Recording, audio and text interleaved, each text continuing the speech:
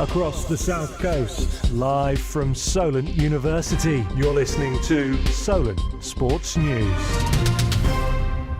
Good afternoon, it's 12 o'clock. I'm Zach Jackson and these are your Solent Sports News headlines. In football, Sheffield Wednesday have failed to pay their players' wages for the month of March. Unfortunately for their players, this is not an April Fool's joke. This has happened as a result of significant sums of money owed to the chairman's businesses, which has impacted the club's immediate cash flow. The Premier League is back. After the last international break of the season, games resume tonight as Arsenal take on Fulham at the Emirates. Wolves host West Ham and Champions League chasers Nottingham Forest face Manchester United. Saints' impending relegation could be confirmed as early as next week. If Ivan Juric's men fail to beat Crystal Palace and Wolves get 4 points from the next 2 games, it will condemn the Red Army to the Championship for a second time in 3 seasons. Juric wants his side to go down with a fight. But what is your goal then for what remains? Is it just to try and go down showing some fight, some spirit, some quality and go down with a bit of dignity and a bit of pride? Yeah, you said all that we will go down, but with more fight, with more dignity, with more everything. Relegation could potentially set up a South Coast derby next season against Portsmouth.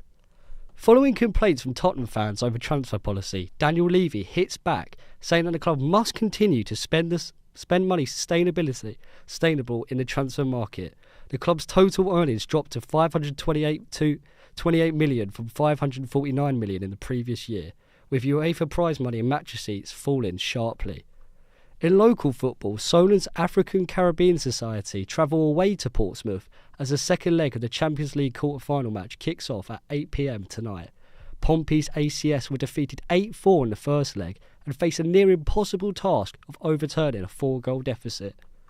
World number 2 Rory McIlroy says he's dealing with an elbow issue in the run-up to next week's Masters. Despite finishing joint 5th in the Houston Open on Sunday, the Northern Irishman says his elbow has been bothering him.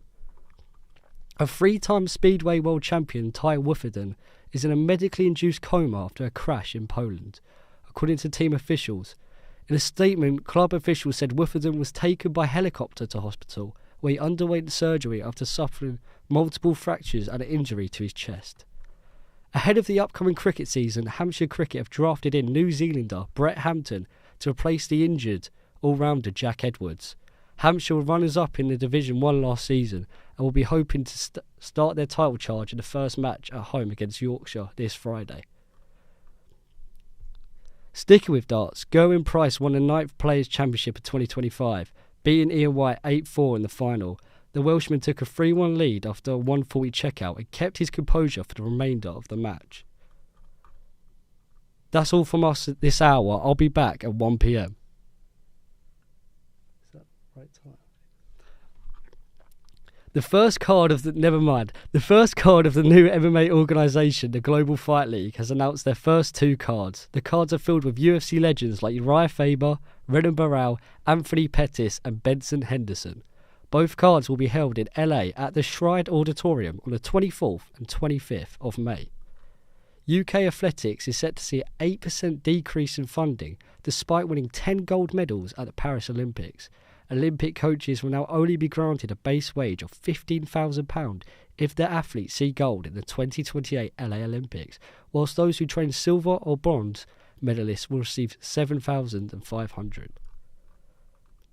Starting next year, the prize money at all PDC events is rising significantly, with the 2026 World Darts Champion receiving £1 million, doubling the amount